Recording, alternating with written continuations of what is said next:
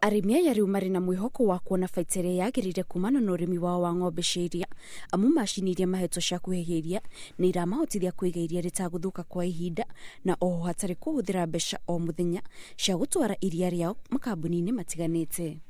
Ati akorwo iria riuma guku rigatwarwo Nyahururu na ciringi 3 harĩ lita na ritwaragwo ro muthenya ro ritingĩigĩka, no muri kirage thiku 3 kana 4 rigekirwo hau kura-ini rigatwarwo rita rimwe wiki. Kuringana na minista wa urimi Mwangi Kiunjuri, thirikari ni irutanire gutigirira ni ang'ethanira na wagi wa irio guku bururi-ini na ikinya ria mbere matacukite ni guthondeka kamiti ya kwariria mathina ma arimi a iria guku bururi-ini ta guthuka kwa iria na thogora wa iria niguo gutigira arimi ni marona baita ya iguru kumana na urimi uyu.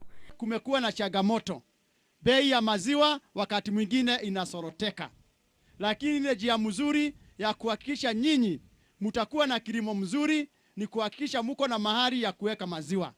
Kama leo tumewaletea mikula, hiyo ni kumaanisha mnaweza weka maziwa yenu siku 2, ikijaa mnapeleka kwa kuuza.